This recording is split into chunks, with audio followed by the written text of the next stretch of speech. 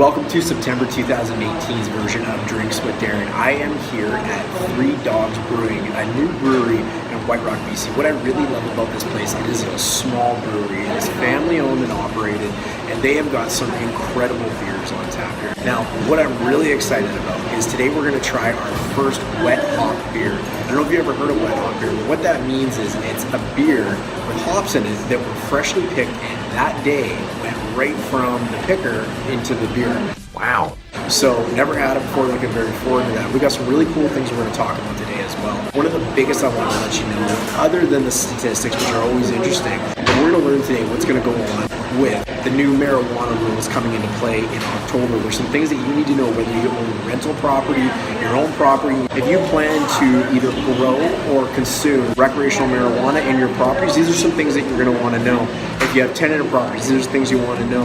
If your friends or family or neighbor is thinking of growing or consuming recreational marijuana in their home, this is definitely something everybody needs to know. So here we go, let's get into it. But first, let's try this beer. Doesn't that look gorgeous?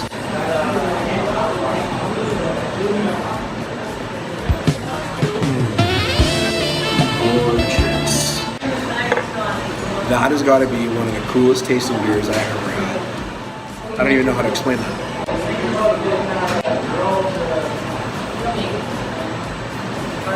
It is so smooth and delicious and like lightly fruity almost, but I don't know.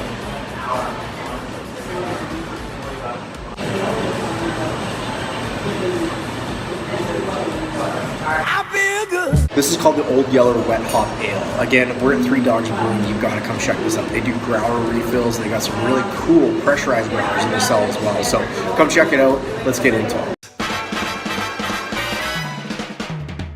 So Bill C-45 comes into effect on October 17th, 2018. And what this bill allows is for Canadians to grow recreational marijuana and consume recreational marijuana. Nice. We're going to talk about today how those laws are being interpreted in British Columbia and what you need to know. So this bill allows for 30 grams of dried marijuana in the possession as authorized by local authorities and governments. That also allows for up to 4 plants to be growing in a household. Now, different municipalities and the provinces can interpret these laws differently. They can apply them differently. So it's always important to know exactly what your municipality or your province is doing. We're going to focus on BC for now, and you're going to have to look into your own individual municipalities to make sure that you are in compliance if you choose to grow or consume recreational marijuana. The Cannabis Control and Licensing Act provides information for both stratas and landlords on their rights and responsibilities as well. So as an example, British Columbia has taken the stance to amend the CCLA in the regards that if you entered into a tenancy agreement prior to October 17th and you made the specific request that your tenant is not allowed to smoke tobacco, smoke cigarettes within the home, they are also now not allowed to smoke cannabis. This carries over in the forms of if they were not allowed cigarettes, they are now not allowed to smoke cannabis either.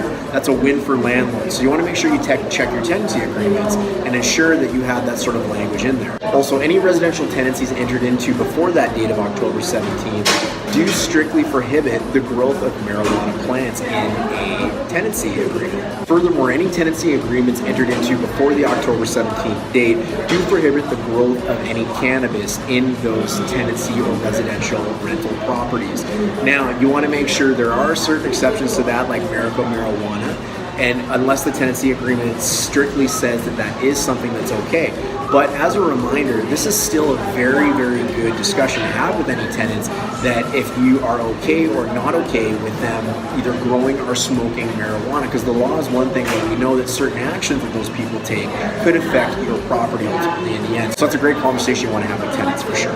Now, any residential tenancies entered into after October 17th must strictly say whether or not you will allow the growth or the consumption of marijuana in that unit. So that is something that's very, very important for everyone that is going to be a landlord. They need to know they need to include those things in their tenancy agreements after October 17th. If you live in a strata or a condominium or a townhome, the Strata Property Act is not being amended. This means strata councils and condo boards in the provinces of Alberta and British Columbia are allowed to enact their own bylaws in regards to the consumption and growth of marijuana on strata properties. And of course, likely with certain exceptions made towards medical marijuana. Another thing you want to think about is home insurance. If you decide you want to grow, cultivate, or consume marijuana in your property, you need to check with your home insurance policy.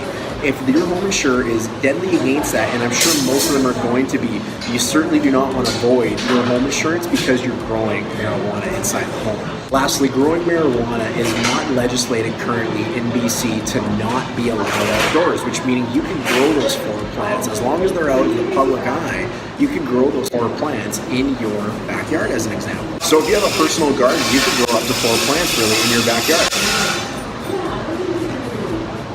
Now, as your realtor, I'm going to strongly suggest that you really consider, if your choice is to grow marijuana in your home, that you really consider what effects that might have overall. So as an example, a grow up is a grow up is a grow up, and there's no real definition by the banks, by the insurers, and by realtors in general, what constitutes the difference. And as October 17th, we really don't know what that's going to look like. So let me give you an example.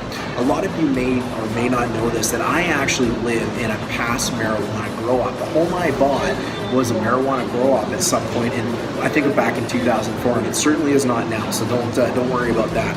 But what's important about that is there was difficulties getting financing for that home. That home now has a stigma moving forward, so I have to disclose that indefinitely until something changes to every potential buyer of that home from now until the end of time. That is something that could happen to your home. Whether it's legal or not, it carries a stigma, it carries financing challenges. So if you decide that this is something you want to do, just be very, very sure that you're willing to potentially affect the value of your home, the resaleability of your home, and everything else that goes under that umbrella if you decide to grow marijuana in your personal residence. I hope you found that helpful. Let's get into some of the statistics. I know you guys are dying. You're seeing all these newspaper articles out there. So I'm going to tell you exactly what's going on. Now, again, I'm going to caveat that by reminding everybody about micro markets. Pay attention to the media headlines. They are very deceiving. And what micro markets will help you with is a condominium in Cloverdale is not the same as a condominium in West Vancouver. A detached home in the Fraser Valley is not the same thing as a detached home in a South Surrey neighborhood of Ocean Park, as an example. So micro markets are, again, incredibly important. We're going to be doing some more general numbers here, as we always do. But just remember, if you ever have questions about your individual situation, we'll just send an email away to help. Okay, let's get into it. Apartments in the Fraser Valley. For one of the first times in a long time, apartments in the Fraser Valley last month saw a decline on the average benchmark of about 1.6%. In the last 3 months, that's a decline of about 2.15%. So we are starting to see a softening in the condominium market for apartments. Townhomes are playing a very similar role to what apartments did. Actually, last month again, townhomes saw a softening as well of about 1.6%. So we're not talking about major numbers here, but the market did soften for the month of August. Now, over the last 3 months, we're talking about a decline of about 1.3% or 1.29. So again, not major numbers, very, very minimal. And also, we're in August. That's typically a quieter month. We're coming out of a time for the last couple of years. August has been smoking busy. That's not been the case. We feel like we're getting more back to a regular marketplace. I'll talk about that in a sec. But let's get you into detached homes. Again, detached homes, very similar numbers. A slight decline of 1.25%. And over the last 3 months, we're talking about a slight decline of 1.54%. Again, nothing major, but we have seen declines in almost every market. So it's kind of interesting. Now, why is this happening? Why are we experiencing this? Again, I'm going to use the term we're back to a regular market. The summer is traditionally quieter. There is less people looking for homes, more people out there looking to enjoy their summer, especially towards the last weeks of August, kids going back to school. Back to work, end of holidays, all that kind of stuff. So we're kind of feeling like we're probably just in a more traditional marketplace, more traditional that we've usually seen before all the craziness over the last couple of years. So I do expect the fall to pick up a little bit. It's September now, of course, and I'm hoping the fall is going to be a very, very healthy and great market for real estate in general. So we'll see if I'm right, and let's cross our fingers and see what goes on. So that's it for this episode of Drinks with Darin. Again, we're at Three Dogs Brewing in White Rock, and this has got to be one of the coolest tasting beers I have ever tried. So I implore you to come out and check it out. Guys, please comment on these videos. Please share them with anybody you know that's looking to buy or sell real estate, or anybody that you think might find them valuable. I love knowing what you're into. I love knowing what you like. I love you giving me suggestions on where to go visit next. And I love that you guys watch these videos. So thank you so much, and I look forward to seeing you next month. Bye-bye.